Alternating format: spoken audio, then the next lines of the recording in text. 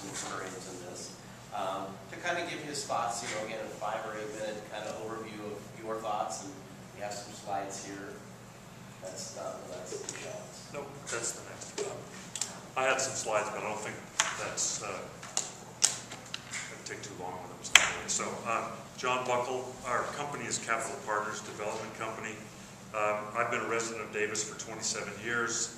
25 of those I've been involved in real estate, either in brokerage or development side. We've developed or brokered over $50 million worth of commercial properties, and that roughly works out to about 500,000 square feet of properties and in about 8 projects. And recently we've had the opportunity to have been involved in the Morisaki DTL project first, and then helping them secure the land for the Morisaki facility. Before that, we worked with Tyler Schilling on his property on Cousteau.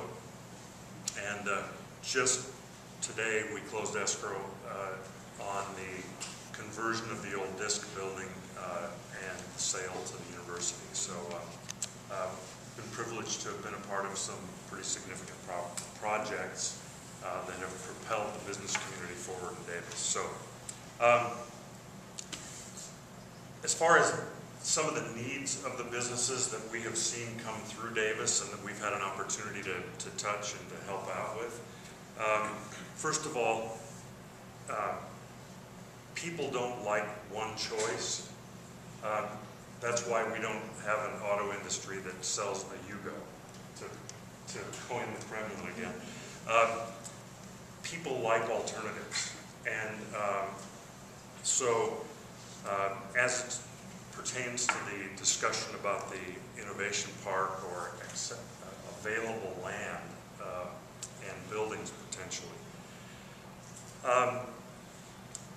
my sense is that more is better, bigger is better, and if people are willing to take the risk, if private individuals are willing to take the risk to build and develop business parks, I think we should help them.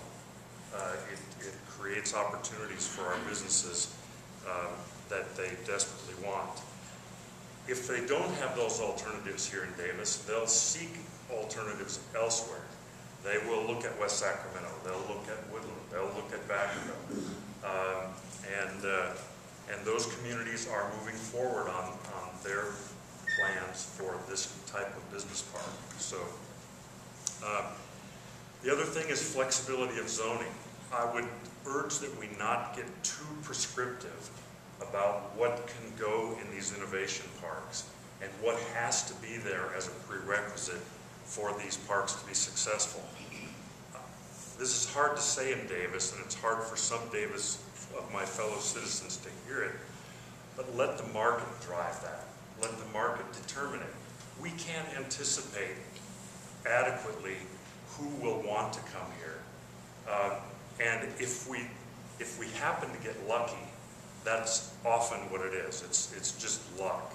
And so I would urge that we not get too finite or definitive in the kind of zoning or overlays that we put in a project like this.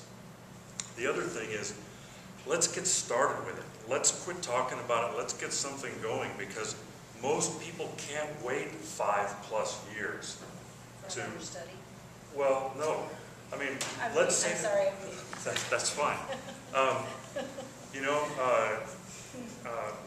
It just, they want something. Even 2 to 3 years is too long to wait for a growing company.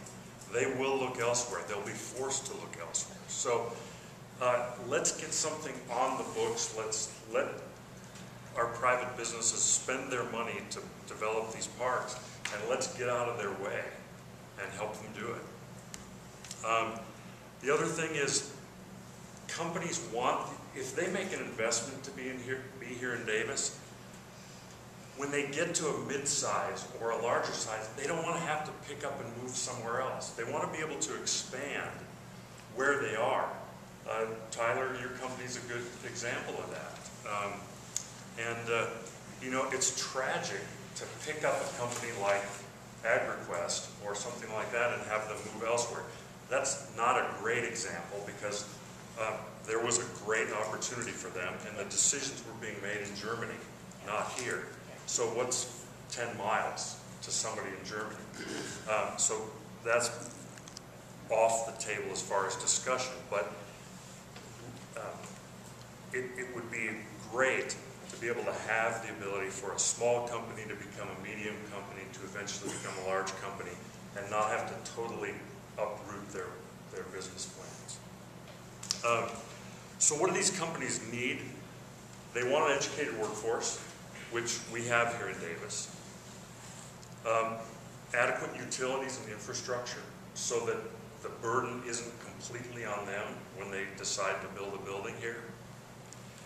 And then with that educated workforce, we don't want, and they don't want, their employees to be living in Lodi or Elk Grove or in Winters or wherever.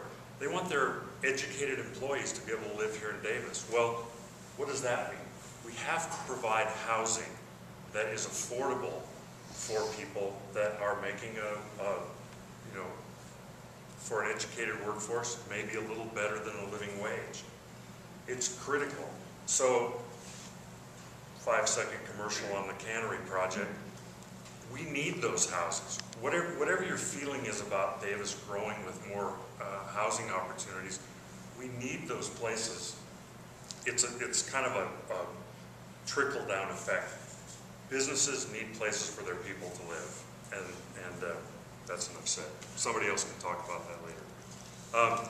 As far as where we are now in the city of Davis, if Maury Seiki came here as DTL, they were a small business, they were looking at West Sacramento, had the opportunity to work with their real estate broker and convince them that they ought to look at Davis. We bought 4 3/4 acres, built a 71,000 square foot building for them, and then they are very tightly connected with the mechanical engineering department at UC Davis. When they thought about building a manufacturing facility, their first manufacturing facility in the United States, they started looking at Davis, and they were also looking at Chicago. They were basically going to be given land and subsidies in Chicago, but they liked the proximity to their R&D facility, which the DTL building was, and it housed all their design engineers. And so it was a logical thing for them to look at Davis. We didn't give them any, as a community, we didn't give them any subsidies, except we helped them get through the process very quickly, and kudos to the staff for working hard in that regard. And that's not a small thing, by the way.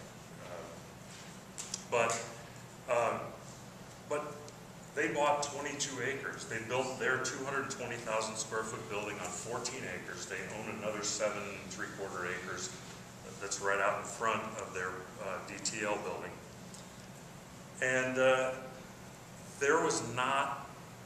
there were hardly any other places in town where they could do it. They could do it on the Meyer property across the freeway that was talked about earlier.